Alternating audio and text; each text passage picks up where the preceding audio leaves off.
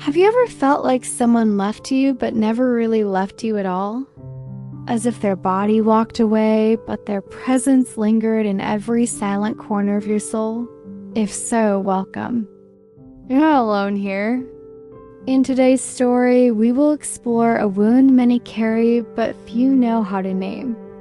The kind of grief that comes not from death, but from the absence of someone who is still very much alive. A quiet, invisible ache that lingers when a connection ends without closure, and the heart is left suspended, still waiting to understand what happened. This is the story of Claire. Claire was the kind of woman who felt deeply, who noticed the tiny details others overlooked, who carried meaning in every shared look and every whispered word. When she loved, it was never halfway. She gave her time, her laughter, her fears, her vulnerability. So when she met James, something clicked. Not suddenly, not like a spark, but like a slow unfolding. Like two puzzle pieces that had been waiting for years to find each other.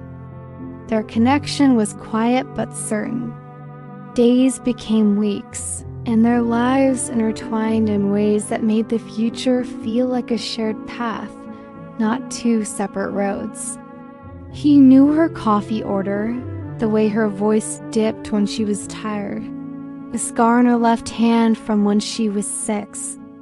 And she knew the way he tightened his jaw when anxious, how he softened around music, how he'd never learned to sit with silence. But one day, James was simply gone.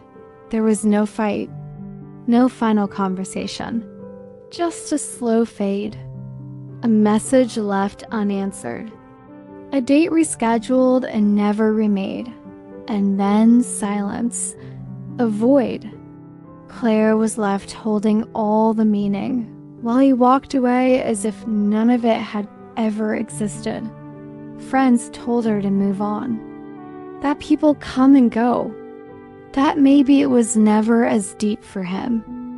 But how could she just forget someone who still lived in the echoes of her apartment, in the songs they shared, in the books they'd marked together? She wasn't mourning a death. She was mourning a presence that once filled everything and now filled nothing. And that kind of grief has no funeral.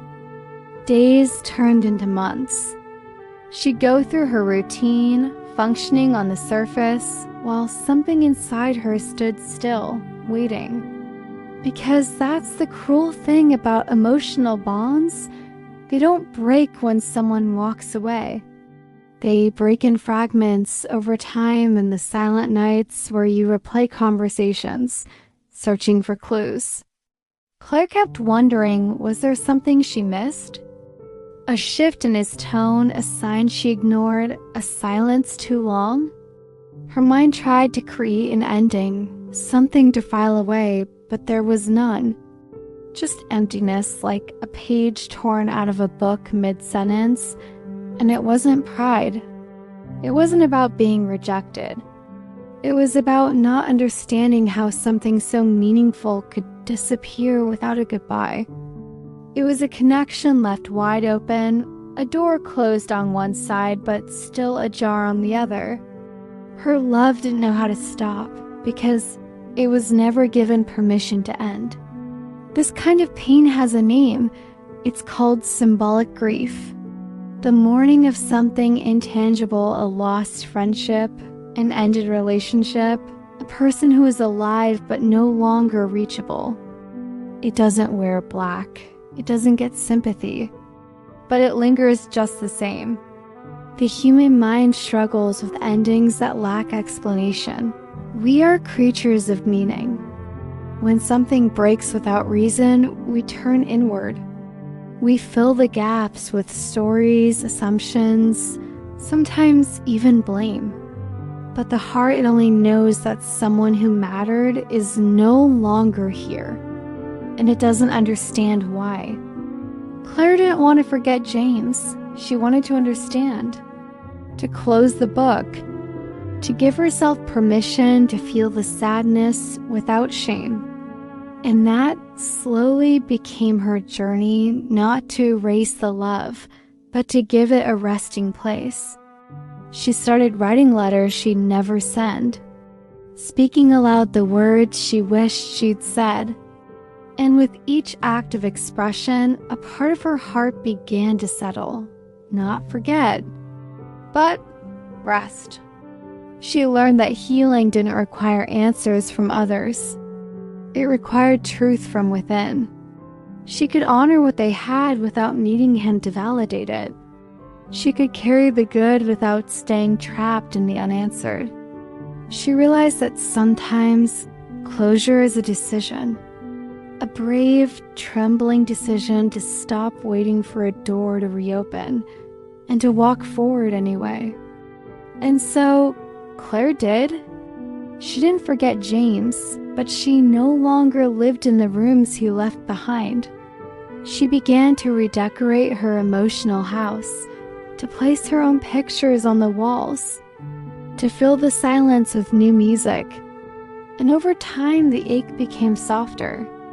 Not because it disappeared, but because she made space for herself again.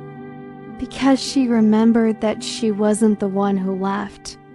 She was the one who stayed, the one who loved, the one who still believed in connection even after being left without a map. Maybe you know what this feels like. Maybe someone once lived in you so deeply that even their silence echoes. And maybe you've been trying to find the chapter where it all went wrong. If so, please hear this. It's not your fault that someone chose to leave without explanation. You are not broken because your heart still remembers.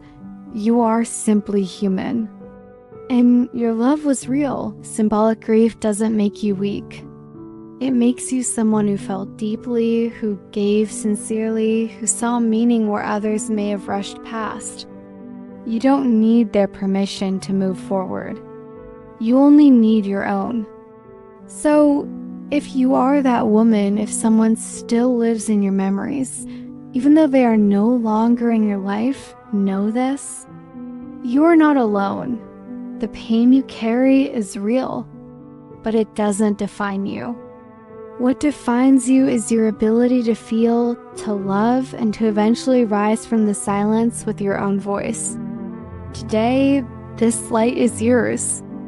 If this story touched something inside you, if you recognized yourself in Claire's silence and strength, I gently invite you to share this space with us. Leave a comment if you feel called to. Let others know they are not alone in this quiet kind of grief. And if you feel this message deserves to reach more hearts, consider leaving a like or subscribing to this channel, My Vessel of Light. Here, your emotions have a home, and your existence never needs permission.